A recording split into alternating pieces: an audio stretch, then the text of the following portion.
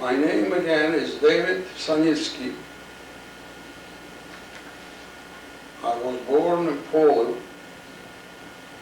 My name spelling is S-A-N-I-C-K-I, the original Sanitzki name. My changed name in the United States is S-A-N-I-T-Z-K-I.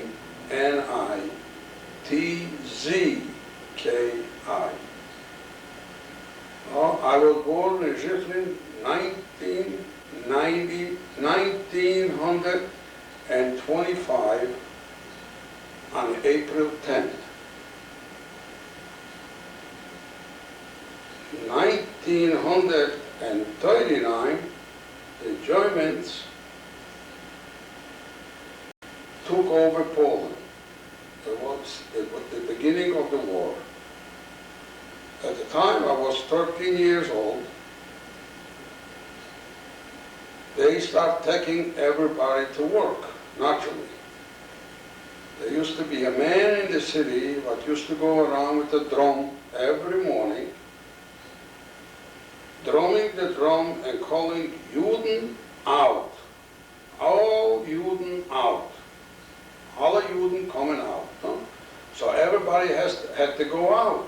If you didn't go out, they came in and took you out. And when they took you out, that was very bad.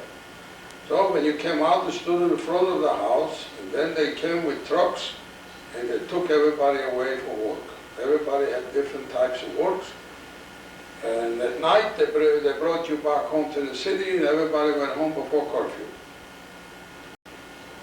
Then about 6 months later, they established a ghetto. They took up, 4, 5, 6 blocks, square blocks, and they put everybody in ghetto. And people start carrying the items, whatever everybody could, with the kids, with this, and everybody grabbed a room in that ghetto because they chased the Polacks out, and the Jews, only the Jews would live in that type of street or whatever it was, that type of area. Then they used to come into the ghetto, the SS, and they took out, every day they took out groups of people. They came into the houses, just playing off the limit, the guns, came in and took you out, untreten, that means stay in line, and they took you out and they went to work.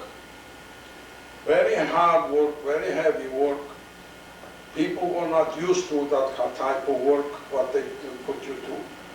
Like my brothers and I and my uncle, we used to work on the railroad, loading up railroad cars with onions, because they took out all the stuff from Poland, whatever they could. They sent it to Germany. So we used to load every day from 8 in the morning till about 6 in the evening. We had papers that we can go after the curfew to go home, that we go home from work and so on. And we were working at the railroad 8 hours a day. This was about 3 kilometers from the city. And every morning we had to go there for, I don't know, maybe a month, 2 months. I was 13 years old at the time. I didn't count the time. I didn't know the hours or whatever. I just kept on working, that's all. Because the SS was there with you, and you had to do all the work. Then after that, they got all done what they wanted to do in the city. They start taking people to camps. So I had my cousin Bill Lipfrein. He lives in New Jersey now. He was the first one that was taken away to camp with his brother, with his older brother. And they were working in the salt mines. They were working in the coal mines. They were working in all kinds of works. Then a couple of weeks later, they took The rest of the ghetto, because it wasn't a big ghetto, it was a very small majority of people, it was a small town. They took the rest of the people, my father, myself, my brothers, and they took us all out from ghetto into the front of the police station, and then they start sorting out. So I had an uncle, he should rest in peace wherever he is. He took out my father because I had a sister, a little sister, she was 11 years old. So he took him out because he was a policeman from the Jewish police, from the ghetto. So he was a sergeant or something, and he took him out that he can go back to be with his daughter. But I think it would have been better if he would have left him. Maybe he would have survived. But he took him out, then they sent us away to those camps. That first camp, like I said, was called Wiesengrund. Over there was no hot water, there was barracks.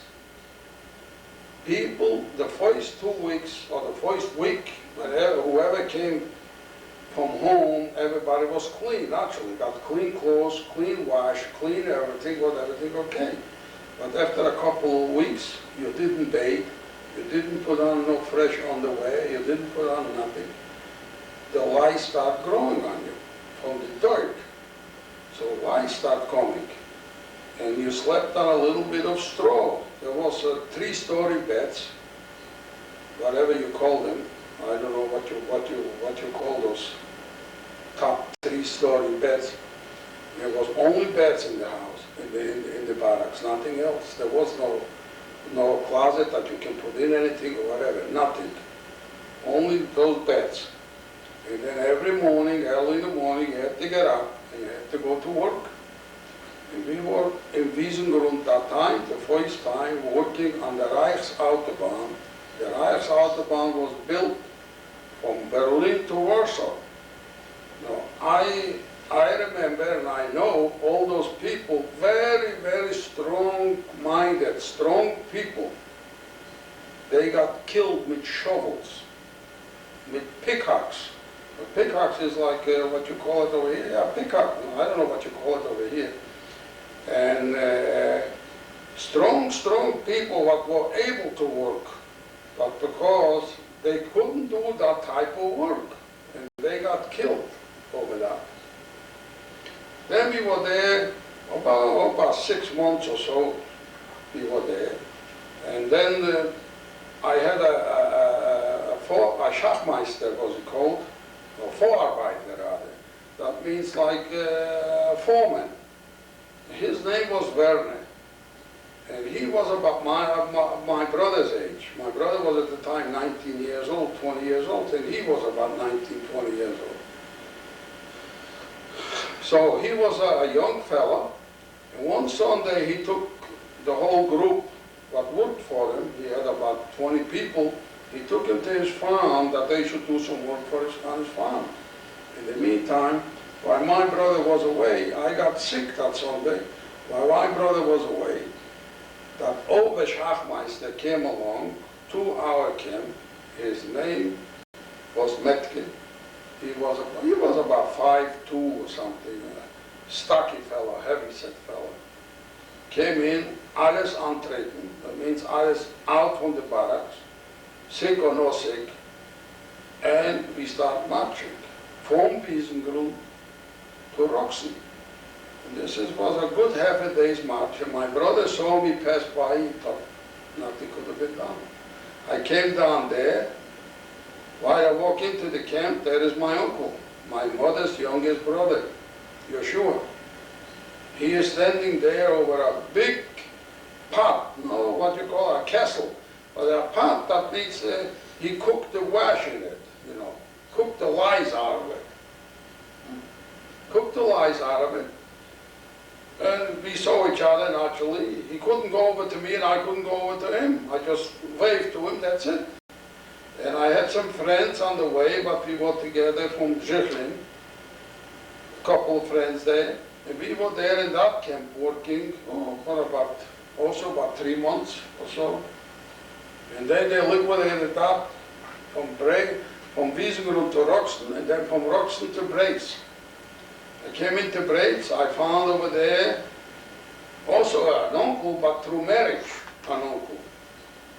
He was married to my aunt. All beaten up, half dead. He couldn't do nothing about it. A tall guy, the guy must have been over 6 feet tall, but this didn't help any. So there was our rabbi from the city. We had a rebbe, not a rabbi for what we have over here, a rebbe. The rebbe's anidim, the rebbe's son-in-law was there. And he knew the Unterlage here was a Jew from Lodz. And he reported everything to that Unterlage here, the Lodz Jew. And that Lodz Jew happened to know my father. So he told him, you know, Yossel Zin is here. Yeah? Which one? The youngest one. Send him over, he'll be my kalfakte. I says, no, I don't want to go to him. He says, why don't you want to go? You're not going to have to work. No, I don't want to go. I don't want to be no kalfakte to nobody. I want to go wherever he sends the people, wherever he sent my uncle, I want to go there too. So he says, okay. So he sent me away where my uncle went to. He sent away the people that time to Wittenberge. Wittenberge over there was a Zellwolle-Fabrik. Now, Zellwolle-Fabrik, this, I don't know what that means in English. I guess it's chemicals or materials or whatever. And over there we worked very, very hard. And it was very hot over there because it was during the summer. People were falling down from the heat. They had no water, they had nothing. And they were carrying sacks of cement. We were working on the railroad, we were working on buildings, we were working any place. You know, on the railroad you have to knock the stones in underneath the railroad rails. And with 4 men you had to carry a 12-foot rail. 2 men in the back and 2 men in the front had to lift up a rail from 12 feet. You know what a rail weighs? 12 feet rail. 4 men and 4 Muslims. You know what Muslim means? Have that. Means a Muslim. So, but we had to do it. So we were there. Then we had a cook over there that he didn't care about anything. He was also from Lodz. But there were 2 cooks there, but they had to go to work. One was named Shmulik, and the other Mendel Justman. I remember them both. One was a little guy, the other one was a little taller guy. And they were the cooks in Wiesengrund over there, and they were giving us good food. They knew what to do. So finally, I don't know what happened, how it happened. Either they talked to them or whatever, and the cook, what was there before them, was named Bloch. He was also a lodger or something. And he was no cook. But he went along with the Nazis, whatever they told him, he did. So finally, Shmulik and Mendel Usman got into the kitchen and they started making a little different food, you know. And we became the Jewish people because there were camps from the army camps, Russian army and French army. But the Russian army, like we say in Jewish, were a big tsuras. But the French army, they had chocolate, they had everything from Paris. They were receiving packages from their parents or their homes, and they were making chocolate pudding and everything, you know. And we were standing there smelling all this stuff. And they didn't give us nothing. You know, they didn't give us nothing. So anyway, Shmulik went into the kitchen with Mendel Usman. The kitchen became a little bit different. And we had a little different food. And we became the best workers in camp. We worked on the railroad, we worked all the same type of work. Then we had to unload the cars with sand, with all kinds of stuff like that, you know, buildings. And then they used to bring in the cars, but they have leftover, you know, like you say, food from the SS, from everything, with half of cigarettes, with pieces of meat, pieces of this, and whoever finished the work first, the Vorarbeiter, this was a German Vorarbeiter, he sent the guys who were finishing first the work to those cars to pick out the cigarettes and the meat and everything, you know. And the rest of it, whoever came last didn't have much already, but the ones who were first finished with the work, they always had a little more. So we were in that camp about 8-9 months. Maybe it was a year, I don't remember. Well, I was young, I didn't count all those things. So anyway, after that, came in German you say a buffet, an order that we leaving the camp. They loaded us up on closed railroad cars and we took off. So we stopped over in Berlin, I remember. And we got out to change the train. The SS was all around us.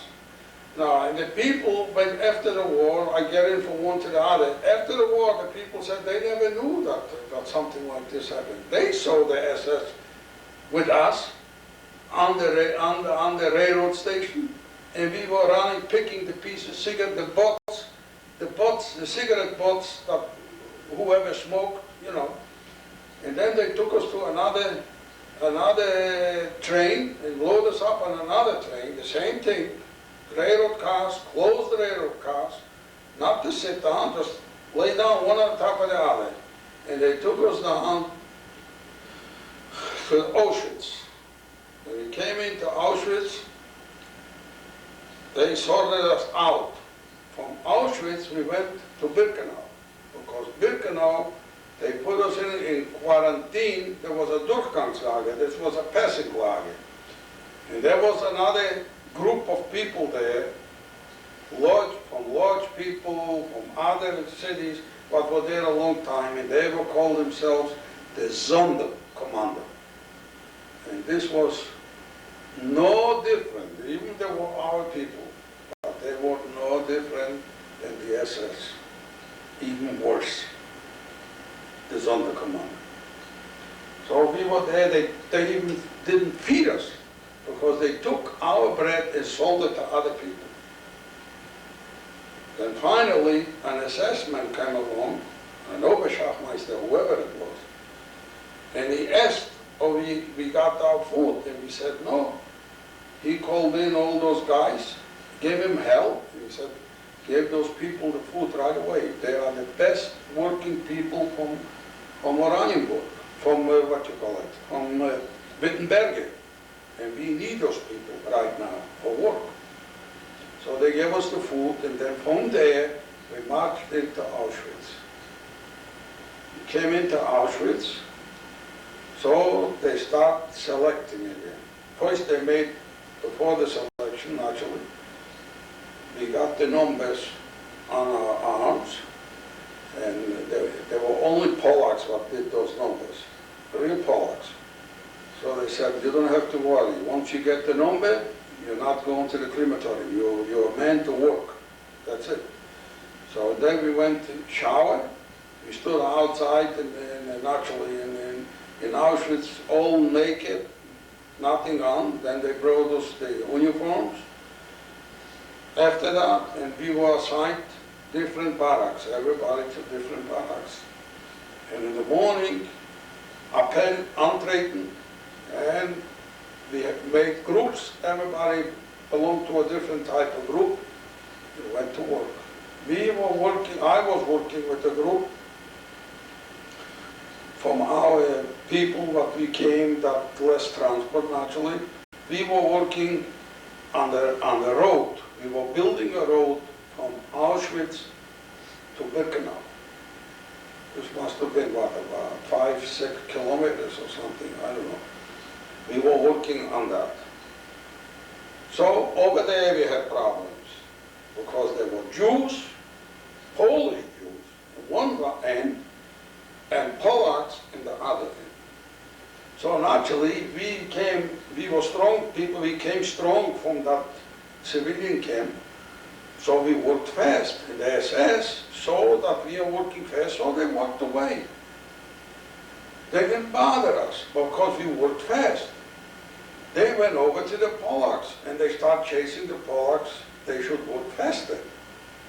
So then when they start working, we pushed, there was like 1 cubic car, a railroad car, a 1 cubic railroad. So we had to fill it with sand, and push it to a certain place, empty it, come back, fill it up, push it back and forth like this a whole day. And then over there were people who were putting stones on it, you know, like over here we got asphalt, over there they put stones, you know, like bricks or stones, whatever. Anyway, the Polacks came over towards us and they started talking in Polish naturally. We are not supposed to work too fast because we're going to kill ourselves. They don't feed us enough and we're not supposed to work fast. Let's take our time and do it slowly. So we realized, you know, we figured that Polacks and we are Polish Jews, and they're in camp, and we are camp that they're honest, they're going to be honest people. So we slowed down. While we slowed down, they rushed up, and they pushed away the cars. The SS comes over, and the foreman comes over and says, "What happened to you?" Nothing happened. Okay, you're not getting the lunch, and we didn't get the soup that day. Because the Polacks got our soup. Because we listened to them, that we should slow down for them. So what happened the next day? We did it to them, and we got their soup. Because we were very strong young people, and we could do it. So, okay, after that, I was there maybe 6 weeks in Auschwitz. Then they took us all together again on Trayton, a line, and they started picking people. And who do you think was the one who picked the people where to go? Naturally, Mr. Mengele. Mr. Mengele came, and I was staying with my school friend. His name is Fuller Zlatkin, Raphael Zlatkin. He lives in Washington someplace, I don't know. He used to live in Canada, but now he moved from Canada to Washington. So Fuller Zlatkin goes over to Mengele. We had to go naked, naturally. He looked us over, the bodies and everything. Why? He used to learn himself as a tailor. After school, he went to learn to be a tailor. So he had very delicate hands. So he comes over to Mengele. Mengele looks at his hands and puts them in this side. Then I come over to Mengele. He looks at my hands. Naturally, I worked with my father very hard because we had a little business in Poland, appetizing business. So we carried bottles of herring and oranges and all kinds of things. So I was a hard-working boy. But he was like a tailor. We had a little business. So he looked at my hands and my body, and he puts me in the other side. And I says to him, Herr Oberst, mein Freund, ist derselbe Jahren, was ich, warum schickst du mir da einen, hat mich gegeben, hat mich gepusht. He pushed me. He pushed me away, go over there. He didn't say it, but just like that with his finger. So I went over there. When he sorted everybody else, we went on a truck and we came in to Gorishov. 80 miles away, or 80 kilometers away from Auschwitz. They came in over there, again, quarantine. Quarantine, what means quarantine? Unclothing, you have to take off the clothes, and they put it in there to make sure that it's clean, that you are clean, they check you, this and that, and then they put you in the whole bunch in one room with those beds again, and you stay there. There we had a Lagerführer, Unterlagerführer. An Unterlagerführer was under the SS. The head from the SS was the Lagerführer. But the Unterlagerführer was a Kazetler from concentration camp man. His name was Jupp. He was a guy Well, he was a murderer before in Germany. He was a German guy when he walked, he had the bow legs, you know, like this, bow-legged, a short little guy. But if he hit somebody and he knocked him over, he didn't go away from him until he was dead. He trampled them to death. So I was working in that Steinbruch. Steinbruch means this is a cement fabric like in Haifa. They're making cement. And what you call it, but you have to dig the stones. We didn't work in the factory. We worked outside in the stone mine. Now the stone mine, we were below, must have been what, about 100 feet high mountains with stone, because we went all the way down digging the stones, all the way down. And when a little bit of stone came from the top, from the wind or whatever, and fell in your head, finish. The man was dead right away, and nobody knew from what he fell. But later on, we found out that from a little stone, the man got killed, from a little tiny stone. And I worked over there for about 18 months, I guess, or more. We worked very hard because there were two shifts. There was one from, let's say, 6 in the morning till 2 in the afternoon, and then from 2 in the morning, and then again and again, keep rotating like this. Once you work this way, once you work rotated that way. Some days we were home in camp. You were in camp. So you have to wash your things, you have to clean your things, whatever. From there, after we were there, all of a sudden came an order again. This was in end of 43, just Christmas time of 43, I think, that the camp is liquidated. Snow must have been up about 2 feet high. And we start walking from Goroshev.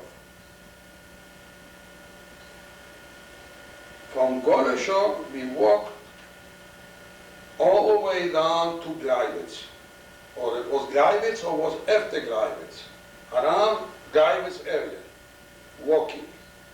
Now, if not my uncle and a friend of mine, I probably wouldn't be here today after that walk, because my wooden shoes picked up so much snow high up, I couldn't walk anymore, and I couldn't clean the shoes, and I didn't want to stop.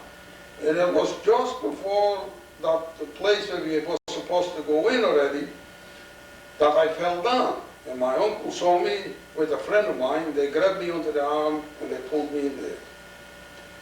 When we came in there, what was it? It was a what you call it? It was a shoiner, now what you call a barn.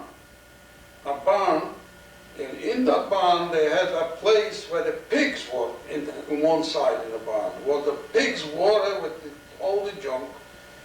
So we went out, and we got some stuff together, I don't know what it was at that time, wood pieces and everything. We put it in the water, we took off the door from the door, we took it off, and we put it on the top of that, and that's where we slept. Right on the top of that door. So we were there overnight. In the morning, they loaded us up on the railroad cars over there. And it was snowing like anything. Flakes like my palm of the hand, such a big flakes. So they loaded us up standing, pressing one against the other. And from there, the train started moving, cold, freezing, and snowing. And whoever was thirsty at the time put the tongue out, the snow fell on the tongue. That was the water that you got. They didn't give you anything. So, and a lot of people from that pressing together, that people couldn't move. Some of them, older people, naturally, they dropped dead right then and there, in the car. And we were going from there to a place called Oranienburg. We stopped off in Oranienburg. We were there for a day. While we were there, they undressed us. And we stood outside in the cold for hours, rubbing their hands in snow to keep warm and doing anything just to keep warm because you were nude, you were naked. And they were standing there laughing, drinking liquor, smoking cigarettes, and while we were standing there naked and they enjoyed themselves. Okay, took a little bit, then they took us into some barracks and they gave us a little bit of soup, dress again, back on the railroad back on the railroad cars, and keep on going. Where did we go? We came in from Flossenburg, from Oranienburg to Flossenburg. We came into Flossenburg, so it was a big, like a big airport barn, you know, that you could tell that there must have been planes in there because the doors were very wide doors, and the place itself was very, very big. And they brought in people from all over, not only us, from all over. There were more and more people there. And at night, there were people special, they were told that they should go around looking that nobody should make any problems in this. So they were laying everybody, it was a little bit of straw on the floor, on the cement floor, and everybody was laying on the floor. Until, was what, a day or two we were there. And then they took us outside again, and they put us in lines, and they called up the camps that came in, and they said, you, they counted out so many people, let's say 500 people, you go with this guy. 500 people, you go with this guy. They sent it to that camp, to that camp, to that camp. Now, I happened to go a camp in Niederbayern called Plattling. All right, I came into Plattling. We were assigned into a schoolhouse. There was a schoolhouse. You could see it was a schoolhouse. And they put us, because there were classrooms like, so there were, let's say, 20 people in this room, 20 people in this room, 20 people. Everywhere there were beds prepared already with those wooden beds with a little bit of straw on top of the thing, and that's how you slept. So we were there in that schoolhouse maybe, what, 3-4 weeks. So there was a guy that used to be, in German it's called a Wurstmacher. They used to make sausage, a sausage maker, no? And he used to have, naturally, those soups, but he cooked the sausage. And the soup was very fat, was all grease. The camp took that soup and gave us that soup because they were out to kill us anyway. So which way they're going to kill us makes no difference. And they gave us the soup. But we were hungry, but our stomach was not for this because we didn't eat. And this fat made everybody run, got the diarrhea, and one run after the other, on top of the other, not after the other, but on top of the other. Some of them got sick, real sick, so we got sick like what I got typhus, and there was a lot of people with typhus. But I happened to have a good friend of mine, his name was Pinkus Grossman. He was from Pavenice. Everybody knows Pavenice. It's outside Lodz, a city called Pavenice. And we got together in Goleshov, in Steinbruch, that we worked together. And then he became over there in Plattling, he became a cook. And because of him, that I'm here. And I hope he is alive. And I remember him all my life. I'll never forget him. So, when they put me in the Krankenstube, that means like a hospital, there was a guy by the name also David, and he was looking after the sick people. He was giving me water, and you get your portion of bread every day. And And this was growing. I was there already, what, about 2 weeks, and no better. I got 1 aspirin a day, and the doctor was a Polak from Warsaw. So one day, the Unterlageführer, also a German, came up, and he goes around with the doctor asking questions. What's wrong with him? What's wrong with him? So he said, him you take upstairs. Up there, that means in the attic. Then a day later, he went up to the attic, put his foot on his throat, choked him to death. That's it, the guy died. That's all. So I hear, like my mother would come to me and says, David, wake up. I hear him say to the doctor, he has typhus and he is here already so many days, you put him upstairs. So, and I heard that. So when they left, I said, David, come over here. Go down to Pinkus and tell Pinkus to come up. Pinkus came up to the hospital, and I don't know how I got the strength, and I told Pinkus what happened. He said, don't worry, you're not going up. Because Pinkus fed him. He had to give him the food, the Unterlageführer. If Pinkus didn't feed him, he used to go into the kitchen all the time. He said, Pinkus, what do you have for me today? So he gave him the best, naturally. So that day he came in and he said, you're going to get the same thing what my cousin gets. He said, well, what do you mean, what my cousin gets? You said that my cousin should go upstairs. He says, I don't know who is your cousin. So he had told him who was my cousin. So he sent over a runner to the doctor to tell the doctor not to take me upstairs, to keep me down. And that was Pinkus. And he kept me down, and about a week later, I started coming out of it, and I became better. After that, I got out of the hospital already. I became what you call it, a Mako hinter Nurem in Yiddish, you say. So I'm walking in camp, there comes that young SS, and I didn't pull my head, I didn't see him. And he said, hey, come over here. He wants to hit me with a broomstick. So I says to him, you know, I just got out of typhus. When he heard I got out of typhus, like a thunder would go into him, like he went in through the wall. He went in, through, and he disappeared. All right, this was in Platnik. All right, I got well already. I went back to work. Okay. One day, we worked in Platnik on an airport.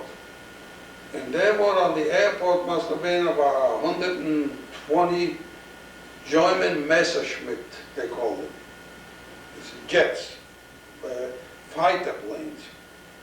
One day, we going out to work, and all of a sudden, while we staying and digging over there, we hear planes coming. The American Air Force, and they start knocking out all those planes with fire bullets. Each plane what got the bullet went right on fire. And you saw the commotion over there. Naturally, we all fell down. So the SS fell down before, and they said, lay down on me. And we had to cover them up. While we were laying on them, we took off the jackets, and we were waving to the planes. Like the planes, they would know who we are. I don't know. Maybe they did. They didn't touch us. But one SS, I don't know what happened, but he started running in the airport. He ran on the fields. And one of the planes chopped right off his whole leg he took off. And he fell down. Now, I don't know if he is alive or not, but anyway, this is what happened. And a couple of days later, the camp was liquidated. And we were 1,000 people in that camp. We must have come into the camp about 1,500 or 1,800 people, but we left 1,000 because it's nothing new to talk about this, because in every camp there were people killed.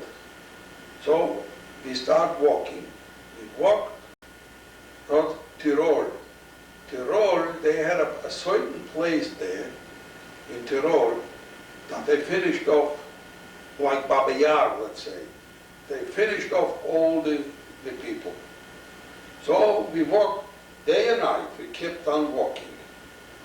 We walked until we came into a city called Waging. But we weren't any more than 1,000 people, because a lot of people, whoever could escape, escaped, but whoever couldn't got shot. So we came into Waging, we must have been about 700, 800 people or 600 people, I don't know. We came into Waging, we slept overnight also in a barn, like in a pig house or whatever, you know. It was also like this. We slept overnight there, and this was May 8th or May 7th. We got up and we started walking from Waging towards Tirol again. While we were walking there towards Tirol, the German army comes on.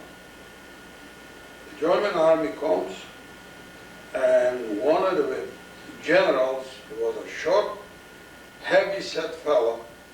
He must have been probably in the 50s, 60s, something like that. A man like this, and if you talk to them, they tell you they didn't know anything about it.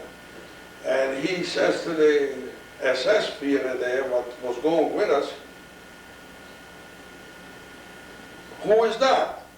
And he says, "These are people from the concentration camp." He says, "Mach das du Scheißdreck, mach das du wegkommst mit dat Scheißdreck."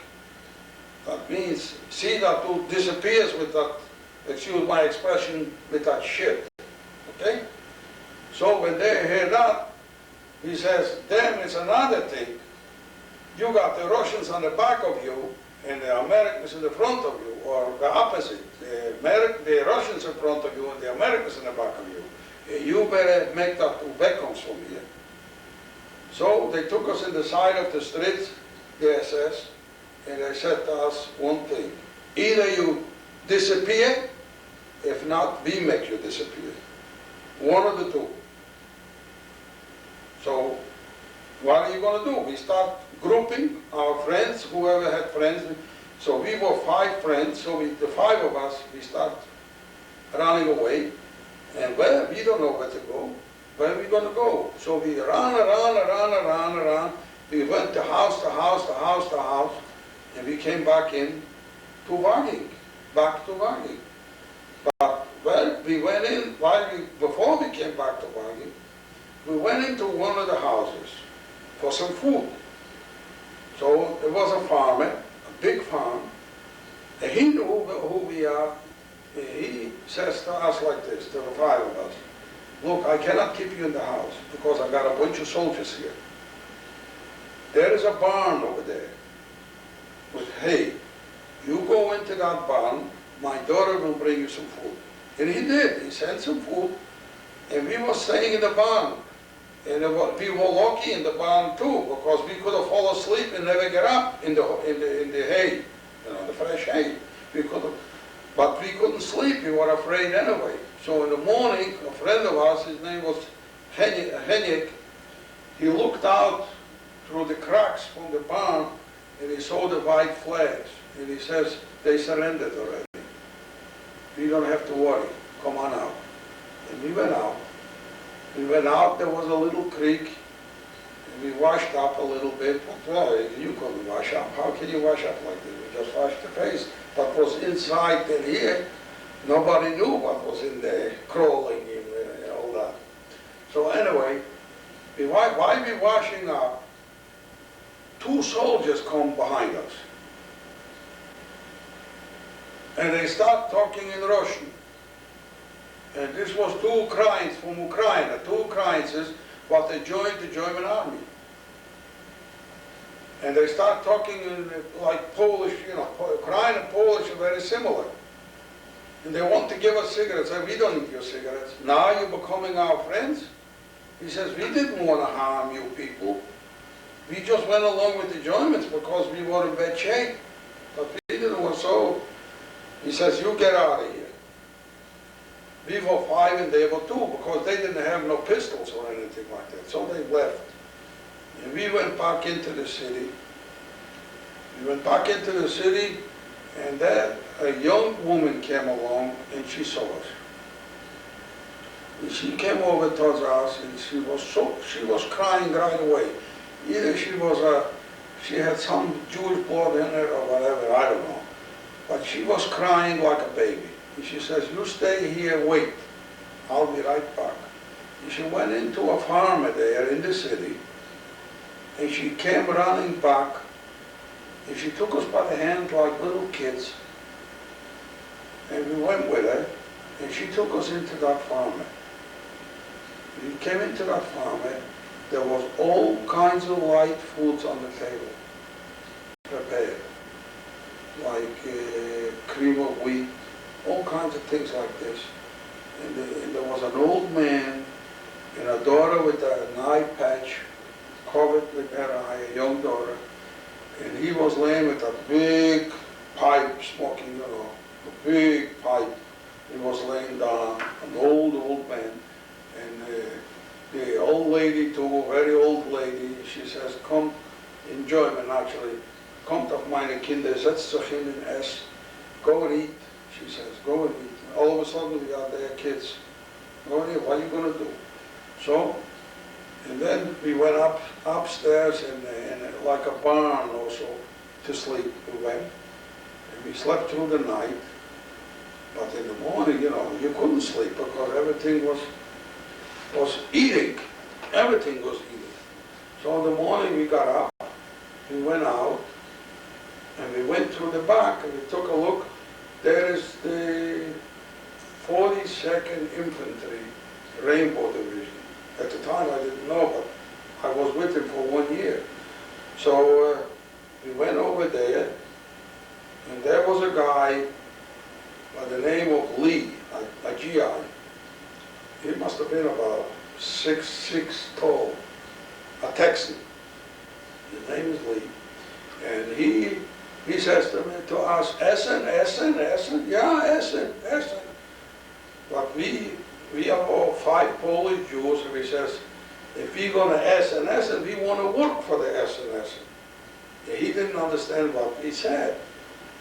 So then all of a sudden he sees that other guy passing by, and he knew that he is a Polak. So here he says to him, hey Polak, get over here. So he calls him over, and he introduces him to us. His name is Walter Zanik from Detroit, Michigan. He's from Polish parents, he speaks a little Polish. And we start talking with him in Polish, and we said to him in Polish that if we're going to get some food from you people, we want to work for the food. We want to clean up for you or whatever. But we don't want the food for nothing. So that Walter Zanik stood up straight and he says to him, you see my Polacks? They don't want you food for nothing, they want to work for the food.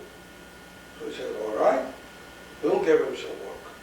So we said, but we got to clean up first. So he brought us uniforms and, working uniforms. And we went to a bath, we cleaned up everything. We took off all the hair what we had, cleaned up, and after that, naturally, we bathed and washed every morning. All the stuff we threw away. And I'm sorry, I should have kept the uniform from the concentration camp, but I never did. I was young, I didn't care about it.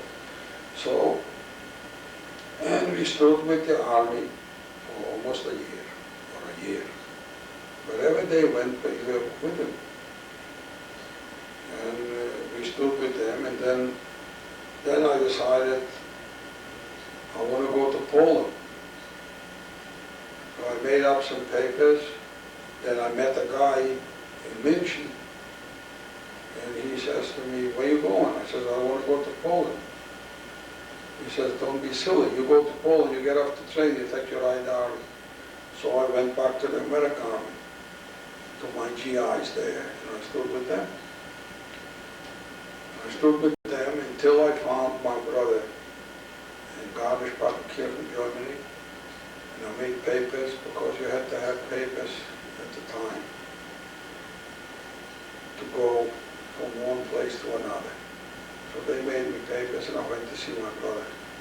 And they went to the United States at the time, and I went to see my brother.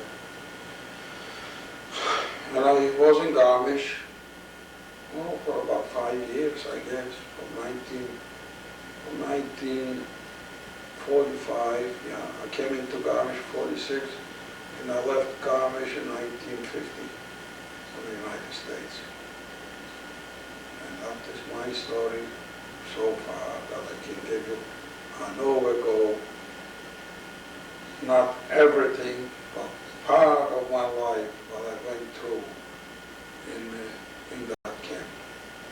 Now, as far as to go through everything to that camp, you cannot imagine, you cannot even dream of it. Because if I should explain every little item what I had to go through, what I had to live through at work, in camp, over a potato people got killed, over a potato, over a spoonful of soup people got killed. For a cigarette you give away your piece of margarine and your piece of bread, whoever smoked. And I did it in the beginning myself too. I gave away my piece of margarine. My bread I never did give away, but my piece of margarine I gave away for a cigarette. So there is no end to that stories from that camps. From those camps there is no end. Because you can sit and keep on talking and talking. All the time will come up something new, but you remind yourself. But when we worked on a rail, it was awful. 4 people, a rail from 12 feet long, an iron rail, to lift up on your shoulder and walk with it 20, 30 feet and not throw it down. Because 2 people were standing in this side of the rail and 2 people were standing in this side of the rail. So you have to lift it up and put it down slowly. Then you have to lift it up and put it on the wooden, what you call it, poles, what they're laying across. And then you have to take the stones, put it on, and put it underneath the wooden things, the wooden poles. But the rail should be tight. And then you have to pile the nails in. So one guy stays on this side, one side stays on this side. And with the big sludge hammers, you pound in the nails. Or like I said, in the Steinbruch, where I worked in Gorishov, you have to chop stones to be able to put them in the car because it was a 3 cubic car to be loaded. And you had to load at least 4 cars in the time like you were working. And you were shipped. You had to load 4 cars. But you couldn't load the 4 cars without chopping the stone small. Because the stone, let's say, was 2 feet long, 4 feet wide, 2 feet high. You had to chop that stone into pieces with a sledgehammer and then put it in the car, the pieces. And they didn't want no dirt being shipped, they wanted stones. So you can imagine if you didn't do it, what happened to you. Then they give you a jackhammer, what shake the hell out of you, to drill the holes into the stone, to the wall, put dynamite in there, and then make, let's say, 10 different places holes, put all the dynamite and light. The people had to light the fuses and run into the barn by the stone exploded.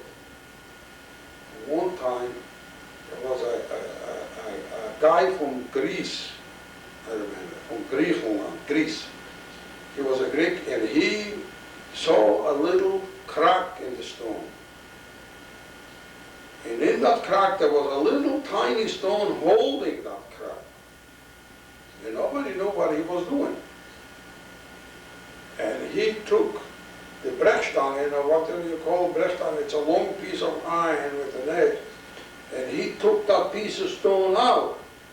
But he didn't come out from that anymore. He was right up, the stones were right on top of him. The whole wall covered him right up. This is what happened at work if you weren't careful, if you didn't know what you were doing. But you had to know, you had to be very careful, but you had to work very, very hard, very, very hard to survive. And you had to try, help yourself the best way you could.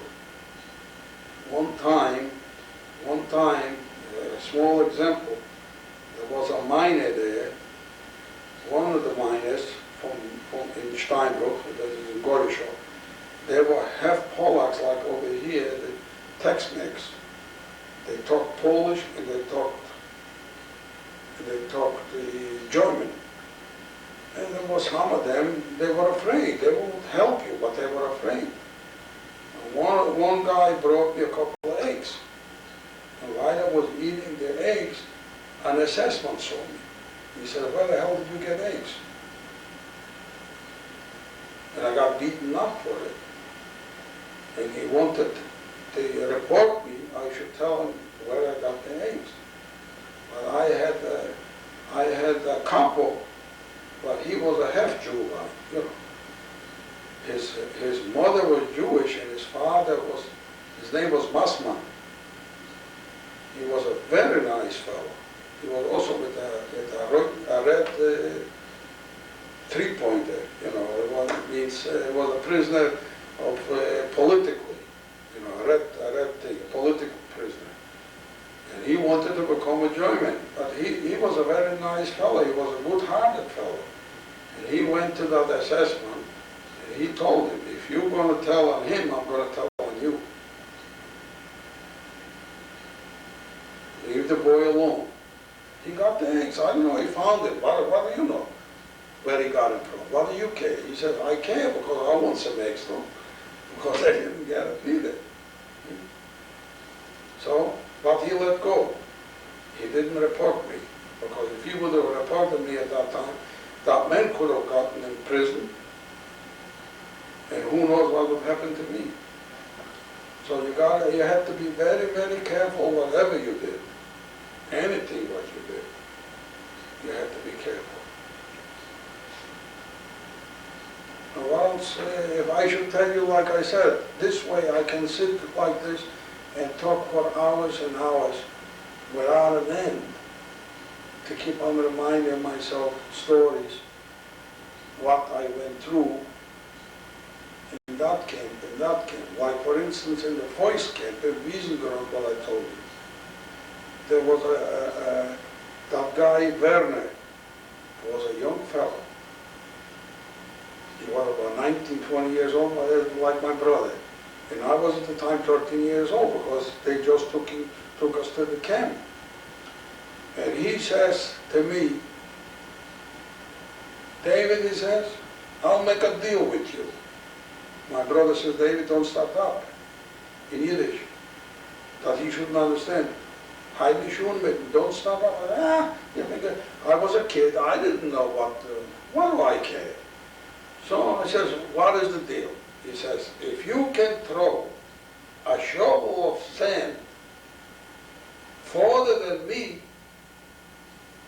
and it should fall back in one piece, on the shovel in one piece, if you can throw it faster, I'll give you my lunch. I says, okay, it's a deal. My brother says, David, don't do it.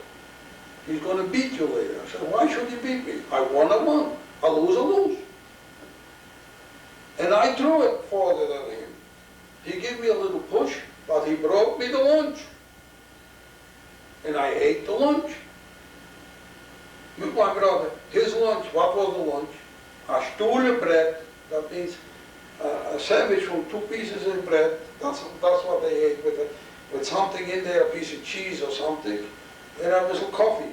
That was his lunch. He was a skinny little guy. Okay. So I says to my brother, I says, you see, so what happened? So he pushed me, but I had something to eat. I wasn't hungry. So I did it. And whenever they asked for volunteers to go to work, I always went because I was hungry. They didn't give you much to eat. They said, you get a portion bread. A portion bread was a little piece of bread like this. Unload a three cubic car of coal or sand or whatever. I went out a white man and I came into camp a black man. So I went to wash myself and that's it, but I had a piece of bread. That's, you had to try to survive, you had to do it. And that's how I survived. And stories like this, they were in every camp. Every camp. I can say it. You look at me now, you see I'm not a little lemmichel. I'm not a nothing. I have strong arms. I was a very, very strong boy. There was a guy in that Steinbruch. He was also a couple. We called him, what did we call him? Wait a minute. The herring, we called him. The herring, the fish, the herring, you know.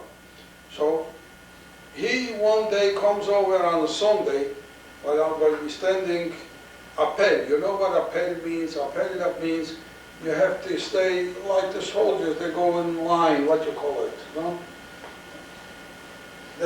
They're all in threesome, they stay one behind the other in fours and threes, you know, and they all stay in front, appel.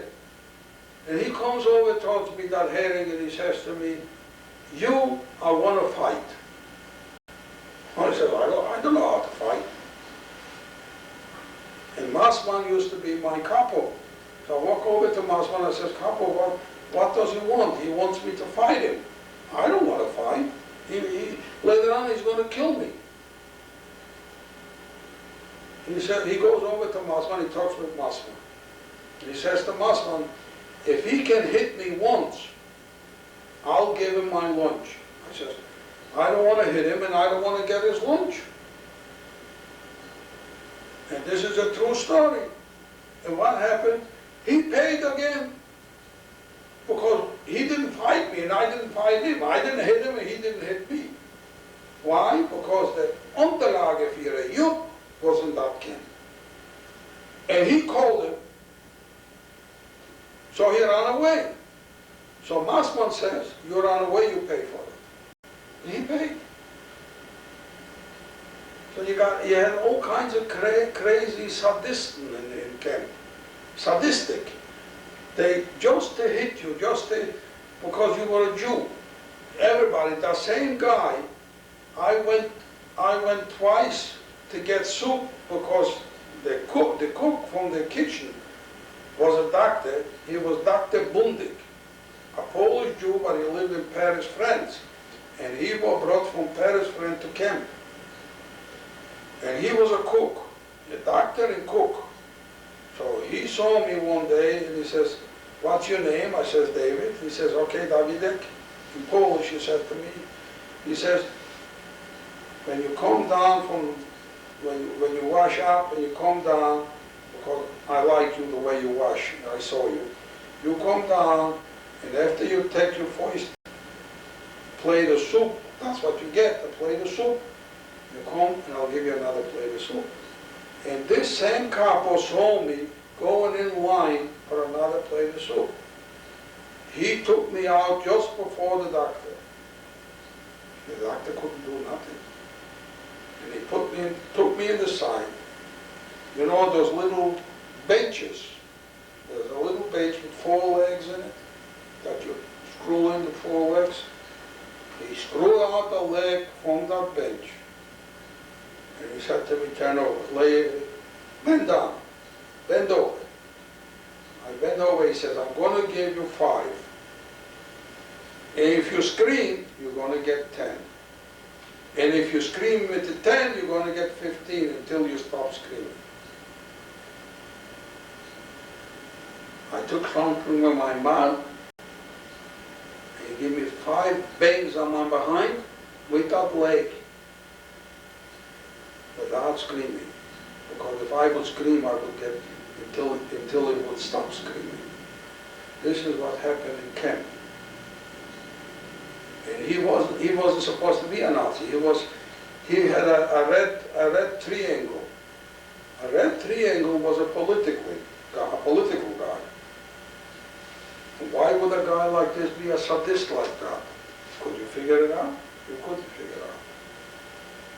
He was happy when he came and walked over to you and he punched you in the nose and he saw your blood go. Then there was another couple. What was his name? I forgot his name. He was a boxer before. And he was a couple in Steinbruck. When he saw somebody doing a little bit less than he was supposed to do, he walked over to him and he punched him out. Then he felt better and he walked away, let him there stay. Or let him, fell down or whatever. And that's what happened in camps. So you cannot tell all the stories, all the little items, all the little things. Whatever it did happen, it did happen. And believe you me, whatever anybody tells you from camp, it's not all what he tells you. And whatever they show you on television or in movies, that they made a movie from one family, forget it. You see a part of it, yes, 1%, maybe. But you cannot imagine what the 6 million Jews what were killed, their families, the rest of it went through. All those years, and all those years in camp. Nobody can imagine. Nobody. And I thank you very much, whoever's going to listen to it. Especially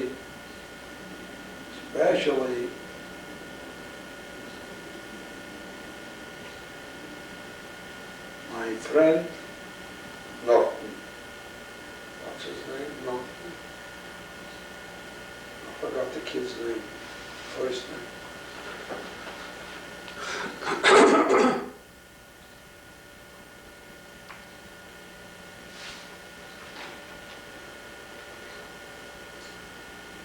Does the film go? I don't remember his name. Can you turn it back? Especially my good friend Rubin Norton. I'll make a special copy for you. Thank you, Rubin. I promised you, I keep my word. It took longer than it should, but you'll get what I recorded just now. Thank you very much.